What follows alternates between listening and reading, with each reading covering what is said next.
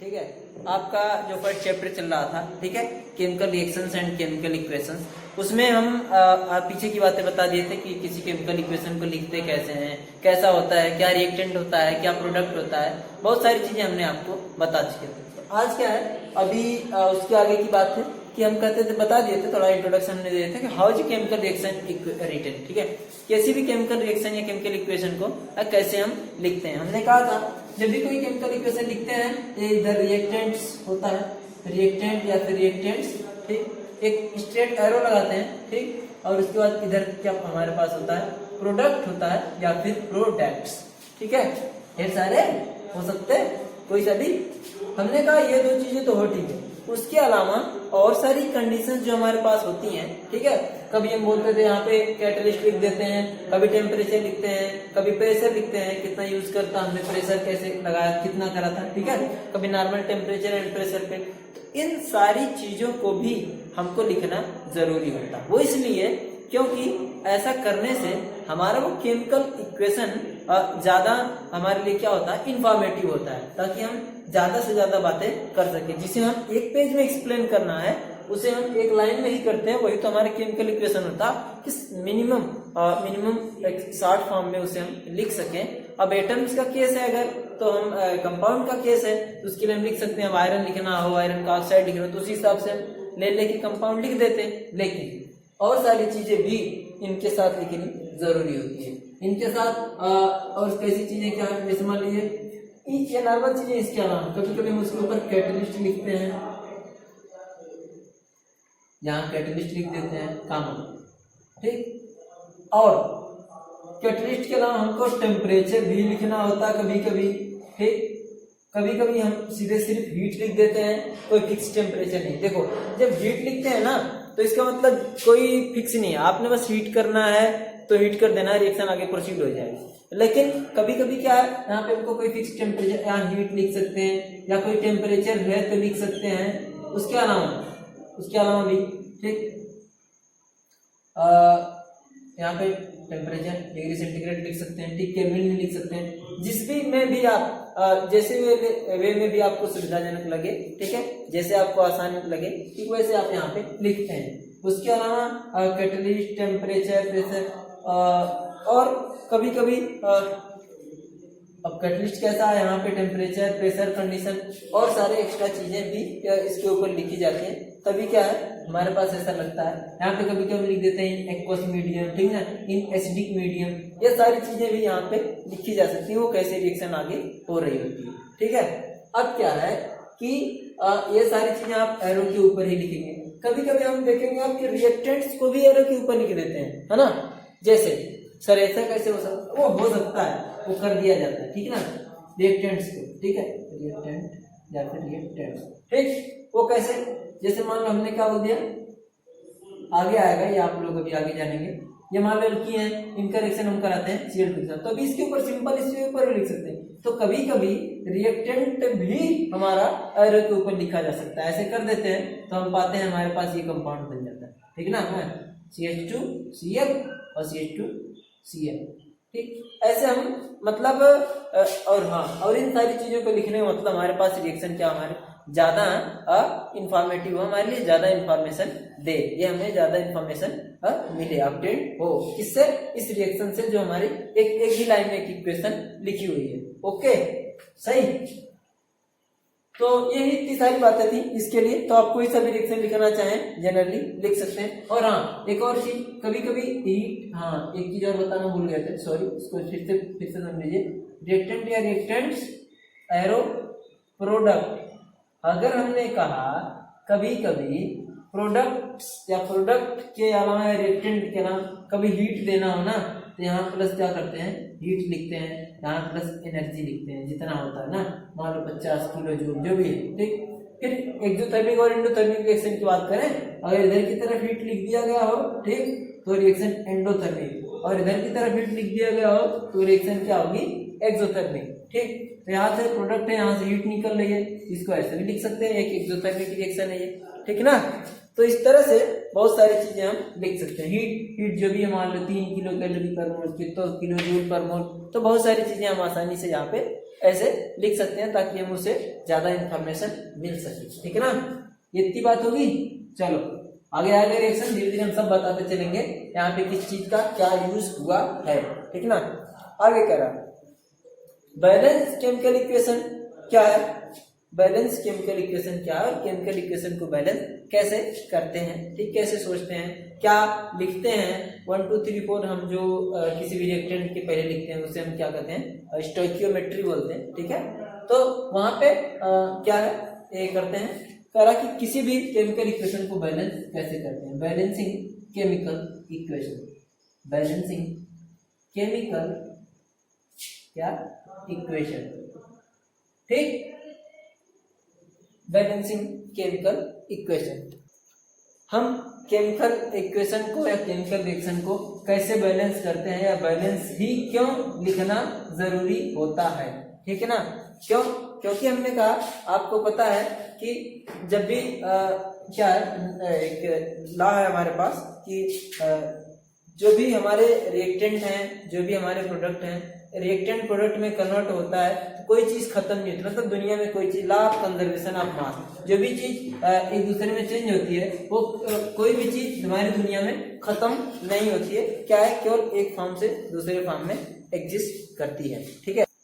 तो हमारे law of conservation of matter के according, law of conservation of matter, ठीक, law of conservation of matter, इसके according हम कहते हैं कि कोई भी मैटर हमारा लॉस्ट नहीं होता या फिर खत्म नहीं होता, केवल एक फॉर्म से दूसरे फॉर्म में होता है। तो हम इसका मतलब ये समझ सकते हैं कि जो भी हमारे पास रिएक्टेंट हैं या जितने भी हमारे रिएक्टेंट्स हैं वो सब के सब हमारे प्रोडक्ट में कन्वर्ट होने चाहिए, और सब के सब का मतलब जितने एटम से मॉलिक्यूल इधर हैं उधर भी उतने एटम से मॉलिक्यूल होने चाहिए, तभी तो हमने कहा कि मैटर का कंजर्वेशन मतलब वो रहता ही है, वो खत्म नहीं होता, जितना हमारे पास ये है वो है, ठीक। हमने कहा कि अगर हमने अगर बिजली खर्च हुई हमारा तो हमको क्या है, मैकेनिकल फॉर्म में फैन चला हमें तो फिर क्या हुई, हमें एनर्जी मिली, ठीक। कोल है हमारे पास, ठीक, वो अगर बर्न हुआ तो हमें हीट मिली, फिर वो खत्म, वो कोल खत्म हुआ, ठीक, लेकिन खत्म हुआ तो हमें दूसरी फॉर्म कौन सी देगा, हीट देगा, ठीक है। तो ये बस केवल एक फॉर्म से दूसरे फॉर्म में वो कन्वर्ट होता रहता है, कोई चीज दुनिया में खत्म ना होती है, मतलब यूनिवर्स में सब चीजें क्या है,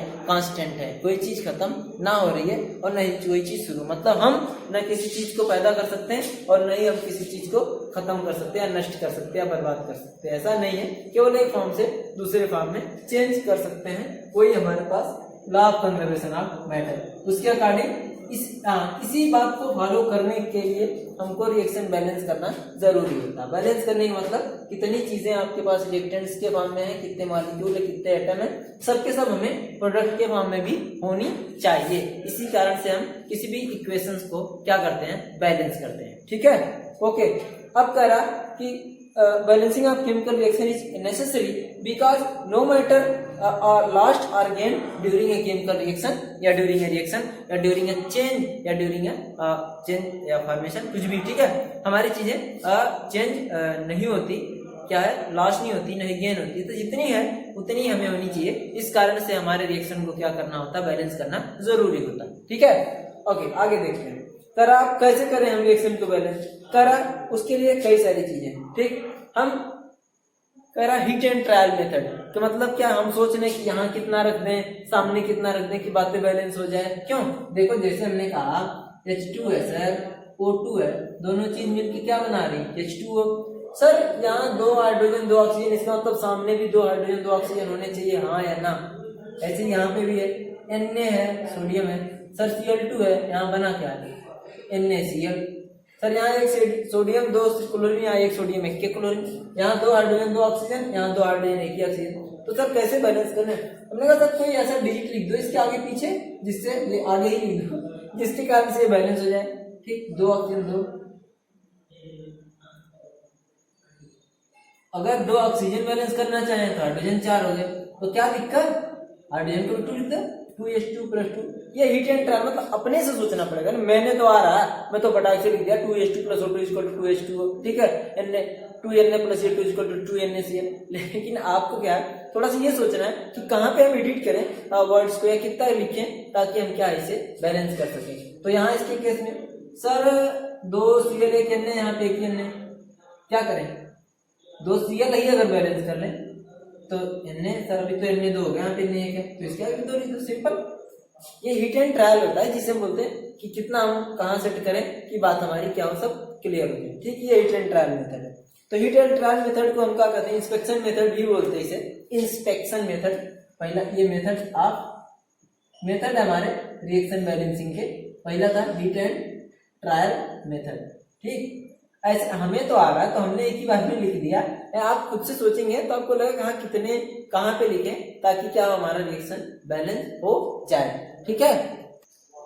हाँ तो हम इसे हिट एंड ट्रायल मेथड, तो सिंपल सा छोटा सा रिएक्शन था, इक्वेशन था, तो हम लोग समझ लिए, चलो अच्छी बात। अब आगे देखते हैं, ठीक है। जैसे और भी एक रिएक्शन देख लेते हैं, छोटा सा, बड़े छोटा छोटा सा ही काम चलते हैं।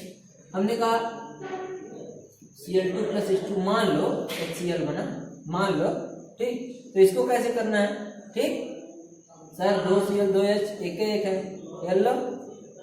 ऐसा कोई जरूरी नहीं कि दोनों तरफ ही लिखें तभी पे, कभी कभी आप देखेंगे इधर की तरफ लिखें इधर का हो जाएगा, या दोनों तरफ लिखना पड़ेगा, वो अपने हिसाब से होता है, ठीक। तो एक और बात आगे चलते हैं, कह रहा जैसे मान लीजिए एक लिखा है कि हमारे पास मेथेन है सर, ठीक। अब पूरा सिस्टमेटिक चलेंगे, जब स्टार्टिंग से बताते आ रहे हैं केमिकल इक्वेशन कैसे लिखते हैं, क्यों लिखते हैं, मतलब बैलेंस कैसे करना है, वो सारी बात। करा मेथेन का रिएक्शन ऑक्सीजन से कराओ तो हमारे पास क्या बनता है, कार्बन डाइऑक्साइड बनता, कार्बन डाइऑक्साइड बनता, और प्लस क्या बनता है हमारे पास, वाटर, ठीक।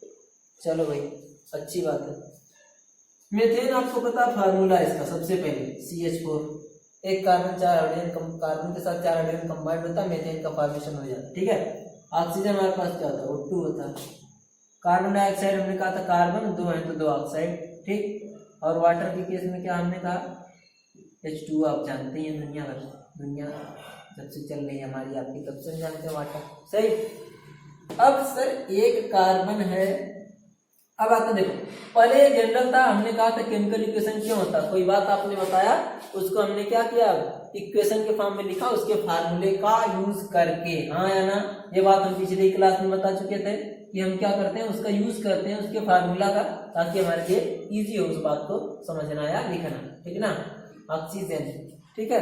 अब क्या है, हमने मेथेन का फार्मूला लिख लिया सर CH4, ऑक्सीजन लिख लिया सर O2, क्योंकि आपको पता ऑक्सीजन डायटोमिक फॉर्म में होती है, O हमेशा O के फॉर्म में नहीं मिलता, O2 के फॉर्म में मिलता है। जैसे Cl Br chlorine bromine iodine लोग भी हमेशा Cl2 F2 Br2 के फॉर्म में मिलते हैं, ओके। तो अब सर मैच कराते, चलो कार्बन हमारे पास कितने हैं, 1, इधर पहले इधर मैच कर लेते हैं रिएक्टेंट्स की साइड, ओके।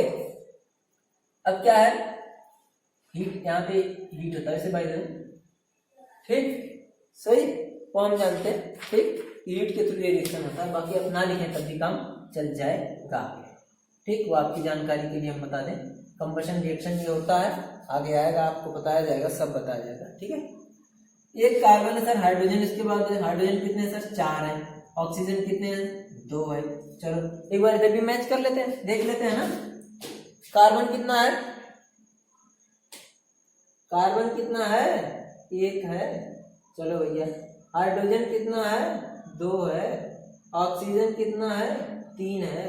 बात तो ना बनी सर, कार्बन की बात बन गई है, लेकिन ऑक्सीजन और हाइड्रोजन की बात अभी ना बनी है, हाँ या ना, ठीक ना। तो अब इसे हम क्या कर सकते हैं जरा बताएं। आपको पता हिट एंड ट्रायल मेथड में बहुत सारी बातें सोचनी होती, लेकिन सोचना तो पड़ेगा, बिना सोचे तो कुछ ना हो सके है, ठीक है, सही। तो क्या हो सके है देख सकते हैं हम, जो हो सकने वाली बात है हमसे, ठीक ना।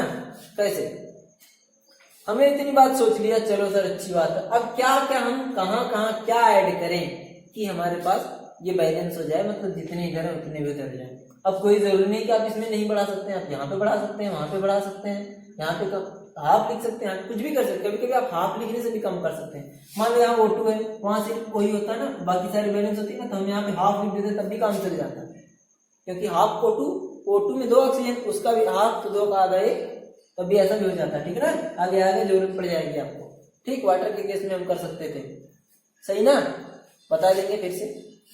तो हम क्या करें, देखो हमें तो पता, हम फटाक से भी कुछ भी लिख दें, मतलब हमें जो पता है तो हमको पता, हम कर सकते हैं, लेकिन आपको ये सोचना है कि कहाँ पे हम कितना लिखे नंबर ऑफ एटम्स, कितना नंबर ऑफ एटम्स करें, ताकि ये क्या हमारे पास रिएक्शन कंप्लीट हो जाए, या मतलब रिएक्शन बैलेंस हो जाए, हमारे पास जितने नंबर ऑफ रिएक्टेंट में जितने नंबर ऑफ एटम या मॉलिक्यूल है उतने इस प्रोडक्ट में आ जाए। इधर कार्बन 1 हाइड्रोजन 4 ऑक्सीजन 2, यहाँ पे कार्बन 1 हाइड्रोजन 2 ऑक्सीजन 3।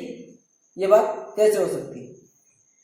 कर आप सबसे पहले हम पूरी इसको ध्यान से देखें, देख लिया सर समझ गए, हाँ कम ज्यादा है, बैलेंस तो करना ही करना है हमको, तो हम करें क्या करें, ये पर कार्बन तो ऑलरेडी बैलेंस है हमारे पास सर, C1 ठीक है। अब हमें सबसे ज्यादा सोचना ऑक्सीजन पे और हाइड्रोजन पे। अगर हम यहाँ बढ़ाने लगे कुछ न कुछ, सोचो आपकी, अगर आप यहाँ बढ़ाने लगे तो आप इधर 2 3 4 1 के अलावा कुछ भी लिखोगे, कुछ नहीं लिखा इसका मतलब एक है, लिखते लिखोगे तो यहाँ बैलेंस, फिर यहाँ पे भी मैटर होगा। तो क्यों ना हम यहीं और इधर कहीं मैं सोच समझ के कुछ न कुछ करें, तो हो सकता है बात बन जाए ना, समझे। यहाँ अगर बढ़ाते हो तो फिर कार्बन के भी बढ़ाना पड़ेगा, फिर ऑक्सीजन का मैटर आएगा, क्योंकि यहाँ कार्बन बढ़ाओगे फिर ऑक्सीजन के भी 3 था तो कुछ और होने लगेगा। तो यहाँ पे करते सिर्फ यहाँ और इधर कहीं ऐड करें, चलो एक तो गया, अब हमें सिर्फ 3 जगह सोचना हम क्या कर सकते हैं, ठीक है। अब कह रहा कि हाइड्रोजन एटम क्या हमारे पास 4 उधर 2 है, तो 2 इधर 4 उधर 2 से 4 करते हैं, देखते हैं क्या होता, ठीक। ऑक्सीजन क्या है, वहाँ 3 है, यहाँ 2 है, तो 3 2 यहाँ तो बना नहीं सकते, 3 1.5 तो लिख नहीं सकते। चलो हाइड्रोजन को एक बार कर लेते हैं, सोच लेते हैं। मान लो हमने हाइड्रोजन 4 थे, इधर 2 थे, हमने यहाँ 2 लिख दिया, तो एक H2O में 2 तो 2 H2O में 4, चलो हो गया, ठीक। जरा अब फिर इसका मतलब सर हाइड्रोजन भी हो, कार्बन भी हो गया, हाइड्रोजन भी हो गया, ऑक्सीजन पे मामला रुका हुआ है, वो कैसे होगा, वो करते हैं हम कि अब कह रहा कि हमारे पास हाइड्रोजन H2O सब कुछ हो गया, बिफोर इसके हाइड्रोजन के पहले हमने H2O के पहले हमने 2 लिख दिया, ठीक। अब क्या करें, ऑक्सीजन बचा, ऑक्सीजन कितना हुआ, CO2 में 2 और इसमें 2 4, एक हाइड्रोजन, एक वाटर में 1, 2 वाटर में 2, CO2 में खुद है 2, 2 2 4 4 कैसे होंगे, यहाँ पे सर O2 इधर तो कुछ करना नहीं, ठीक, यहाँ पे O2 है सर, एक O2 में 2, अगर हम 2 O2 लिखें तो कोई बुराई कुछ नहीं, हो गया balance, CH2 plus 2O2, CO2 plus 2H2O, that's it. एक कार्बन क्लियर, हाइड्रोजन अभी कितने हो गए, इधर 4 उधर भी 4, ऑक्सीजन कितने हो गए, इधर 4, ठीक, और यहाँ कितने हो गए 4, बाकी बैलेंस इक्वेशन, सबके सब इक्वेशन हमारी क्या हो गई, बैलेंस हो गई। इसे हम क्या बोलेंगे, हिट एंड ट्रायल मेथड। मतलब यहाँ पे थोड़ा सा हमें दिमाग लगाना होता खुद से, कोई दिक्कत नहीं, आप जितना भी मर्जी लिख लो, कोई नहीं गलत कर सकता, कोई नहीं गलत बोल सकता, क्यों, क्योंकि आपको ही बैलेंस करना है, हम समझ गए, ठीक ना। अब हमने क्या करिए, अब यहाँ 2 लिख रहे हैं, यहाँ 4 लिख रहे हैं, यहाँ 2 लिख रहे हैं, यहाँ 4 लिख रहे हैं, तब भी बैलेंस तो हमारे ऊपर है, ठीक, ओके। चलो भैया, इतनी बात होगी या नहीं, ठीक। अच्छा जी, कुछ और भी देख लेते हैं, सही, करे एक और रिएक्शन ले लो, है ना। कह रहा है हमारा आयरन है, अब क्या लिखे आयरन, समझ जाओ, आयरन रिएक्शन किया किसके साथ, वाटर के साथ, तो बनाया क्या है, आयरन का ऑक्साइड बनाया है, फिर Fe3O4, ठीक, और प्लस H2 गैस। अब बैलेंस है, एक Fe, एक आयरन, एक हाइड्रोजन, 2 ऑक्सीजन, 1, ठीक। यहाँ पे आयरन 3, हाइड्रोजन 2, ऑक्सीजन 4, यहाँ तो सर कुछ ना बैलेंस है, हाइड्रोजन बैलेंस है, केवल 2 है, बाकी चीजें हमें खुद से सोचना है, ठीक है।